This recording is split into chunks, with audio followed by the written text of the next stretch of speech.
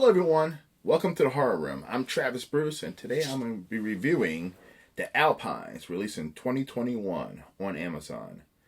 So, this is a horror thriller that follows seven friends who are getting together for a weekend getaway. They haven't seen each other in years. They grew apart. And so they all received a letter in the mail and invited them to this getaway in this cabin in the woods. And they slowly start realizing that no one ever sent out the letter for the invitation. So it gets really interesting. And each one of these characters have some pretty fucked up secrets that they know about each other. And each character in this movie represents the seven deadly sins. All right, let's shoot to the pros. One thing about this movie, the only pro I would say is that it definitely kept you engaged.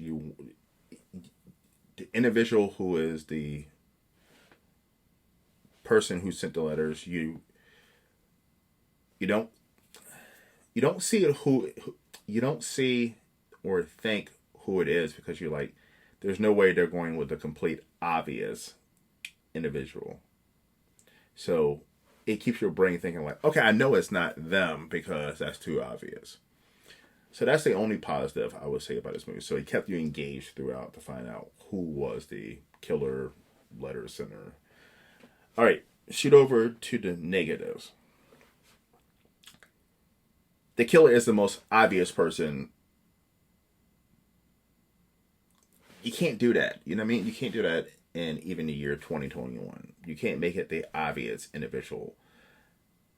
The whole entire time, like I said, I was thinking, like, there's no way in hell it's that person. So I eliminated a person out of my brain, and I was like, let me focus on who this is going to be. And it really could have been any one of those characters, because these were some of the most fucked up individuals. I don't even know how they're friends. You know what I mean? So, yeah. All right, the next negative is, so this movie was directed by and written by a woman. Okay. And going back to what I've said before when it comes to female horror directors, they either, the way they portray men in their movies is either this way or this way. And that is the super over the top, crazy, most demented, like cop in the field on the subway, like, come here, baby. Like, it's either that or it is what was in this movie, which is a bunch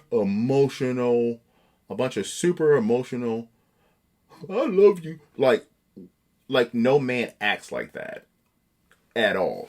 Either one.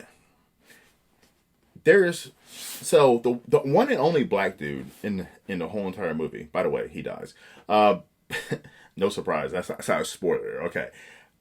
He is married to one of the women there, and the whole entire movie, he is like so involved in like wanting to have a baby. Which, that's not the weird part. It's just the whole entire movie. He's like, hey, honey, let's go upstairs. Like, we're trying to have this baby. And, like, the woman was less into having a baby. His wife was less into having a baby than he was. It was, like, weird.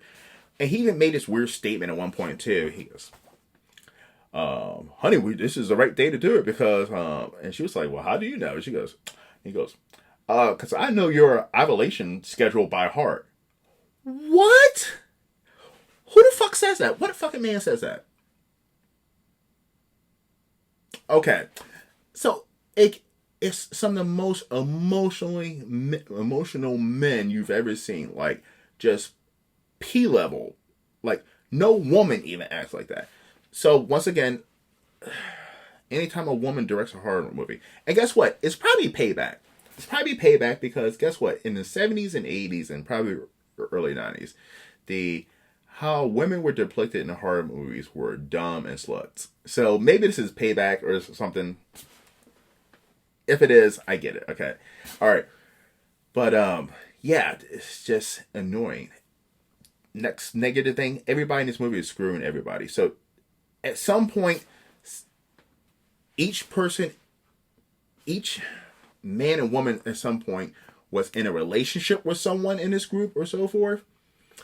And they're trying to rekindle these relationships from years ago. Everybody's fucking this movie.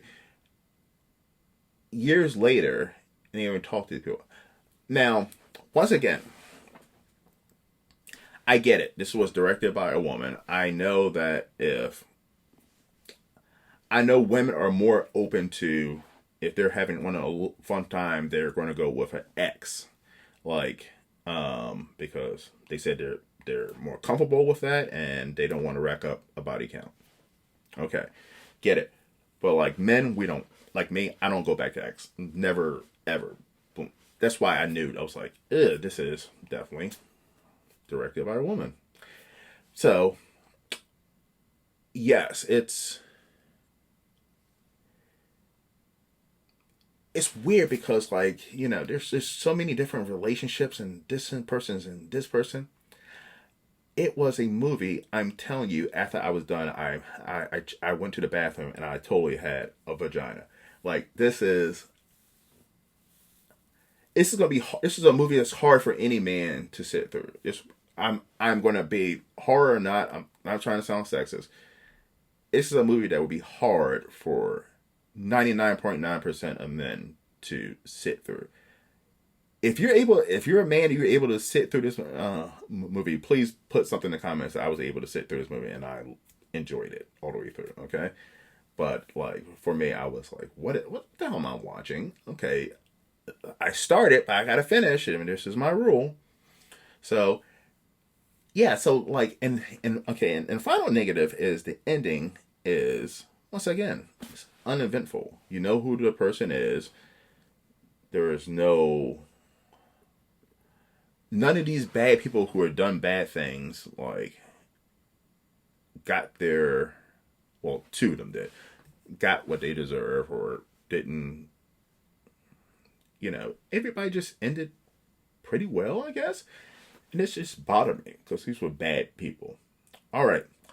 So, scale from 1 to 5, I would give this movie a 1.5 out of 5.